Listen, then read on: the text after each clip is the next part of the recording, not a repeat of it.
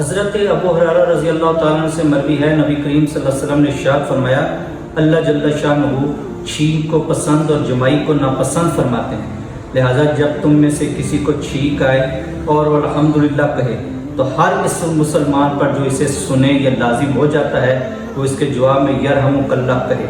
जमाई शैतान की तरफ से होती है, लिहाजा जब तुम में से किसी को जमाई आए तो जहाँ तक इसे रोक सकता हो रोके, इसलिए कि जब तुम में से किसी शख्स को जमाई आती है तो इस शैतान खुश होता है। मुस्लिम की एक रवायत में है, तुम में से जब कोई शख्स जमाई के वक़्त हाँ कहता है तो शैतान इससे खुश होता है।